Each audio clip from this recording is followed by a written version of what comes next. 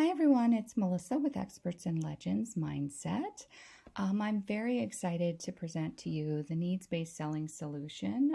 This is something that Aiden and I collaborated on to look at how we can sell in a more confident way that recognizes the mindset issues that can be built into sales.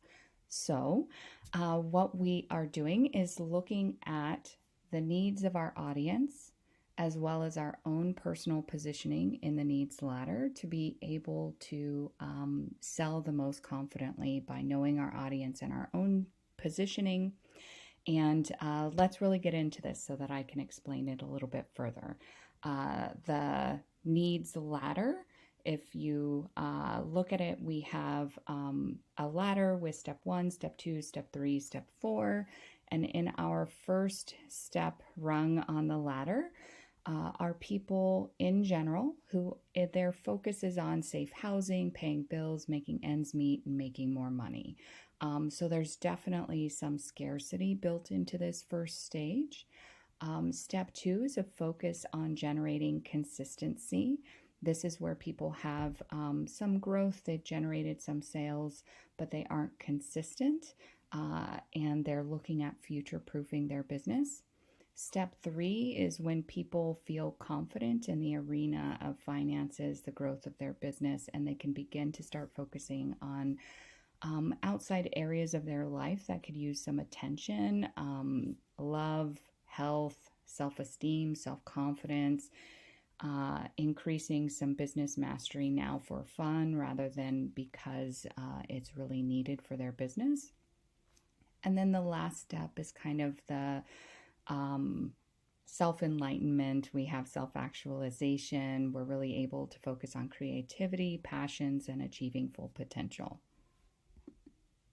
So our first step in this category, the focus is on finances. Anyone living in this category, your audience or yourself included, is really focusing on establishing their business, finding or maintaining safe housing, paying bills, getting out of debt, making more money.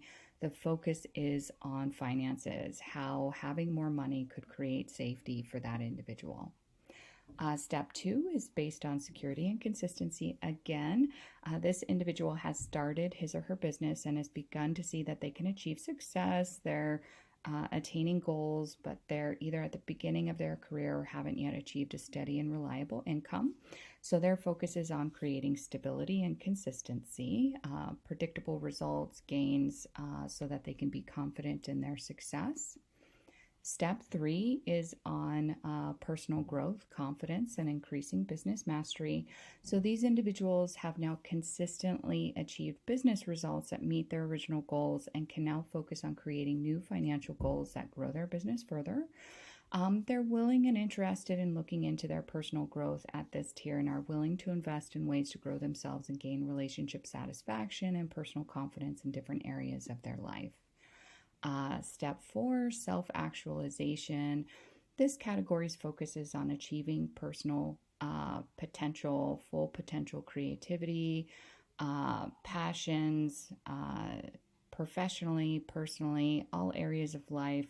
They're really looking at the full potential. So they're at an expert level in their professional life, and they're kind of looking to challenge themselves to avoid boredom. They've shifted to more elite spaces and enjoy being surrounded by peer experts.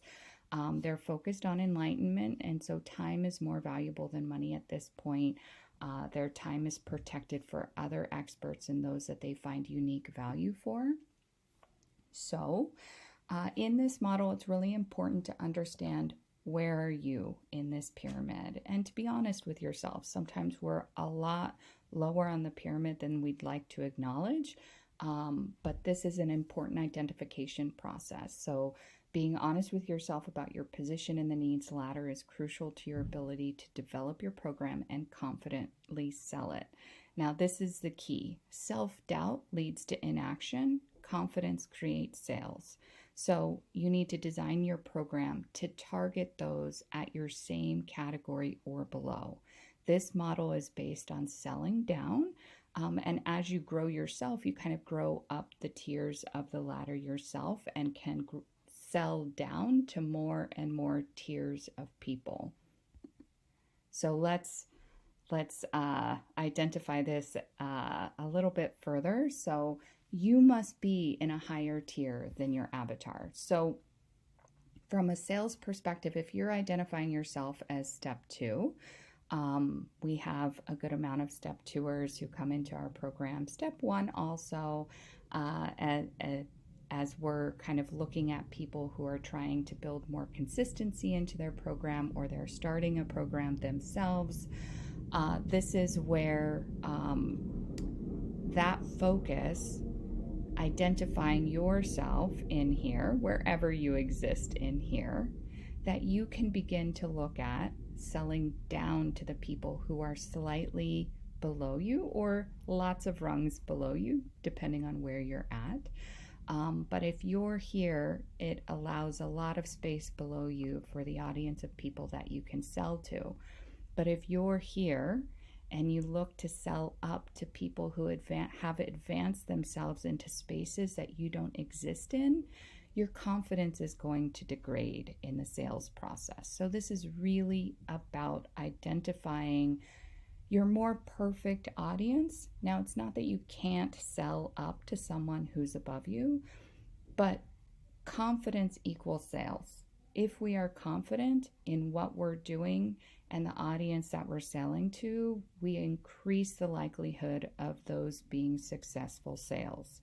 So this is all about just increasing the confidence in selling to the right person. So if you've identified where you are and where your avatar is, then even if you find yourself in the same tier as your audience, you must be at least an inch above them. That means every book you read, every webinar you finish, every training you complete and program you join takes you a step above that audience so that you can continue to ascend up and have more and more people underneath you, because your knowledge base has increased greater than your audience's knowledge base. So you now become more and more of an expert that can be seen as the person who will lead and guide them to the success that they're looking for. So now in the online space of programs, we have 3 types. We're typically looking at health, wealth, and relationships. So when we're looking at these program categories, we've kind of broken it down by what's in the health space. We have programs that focus on physical health, exercise, diet, mindset, mental health, regulating the nervous system. Wealth is anything business related, right? Anything that's going to increase the opportunity for financial success. That's anything that reduces overhead costs, freeing up time, increasing revenue, marketing, programs that focus on gaining wealth. And then relationships programs in this category focus on ways to stabilize and strengthen existing relationships, find love, and grow yourself. So when we look at the program type, typically when we're looking at the type of program to sell to each tier, in the space of step 1, most people in this space are really only focused on wealth. Now, the caveat to all of this is that occasionally you will find someone who has a great need that will override this. Maybe you have someone who is about to have a 20-year reunion with their high school and they really need to focus on their health so that they can go back to the space of all of these peers and feel like their physique is very well tuned. They might override their inner instinct to be scarce with their money and only seek wealth spaces by joining your program on health, because this niche need overrides their sensibility of focus on wealth. So there is the exception to the rule, but for the most part, when we look at the first tier, step 1, physical and safety individuals are really going to be looking at people who have some type of program that will help them earn money. Okay, that is their focus. In step 2, again, they're really looking at consistency. So they might have a little bit more money to spend, because they have earned some income doing their program, having their business, but now they're really focused on how can I generate consistent sales. So they're really looking at people who can help them get creative with consistency. So that means they're really looking for people who can help them make money.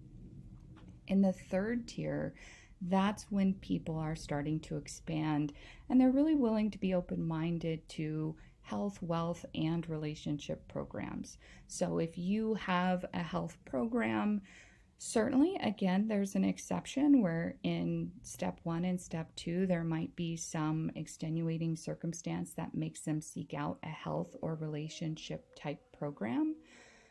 But for the most part, these people are going to have the greatest success and confidence in their sales process if they are identifying their audience as people on the step 3 tier. And same with the fourth. Health, wealth, and relationship programs thrive in an audience of people who are in a self-actualized space.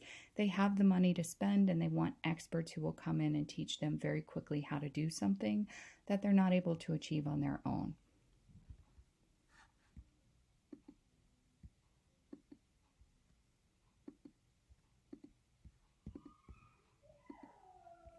Okay, so matching the program type to the 4 needs.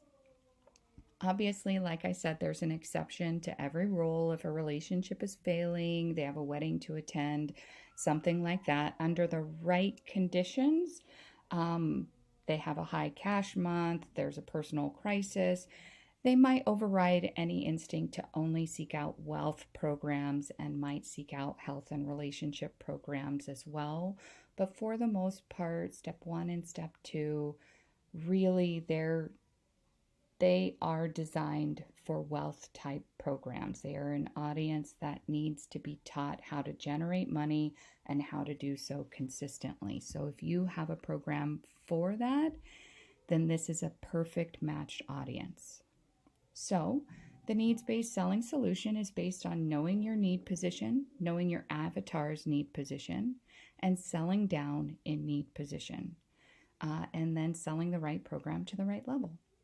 I hope that's been helpful, and you can always send in questions by Slack.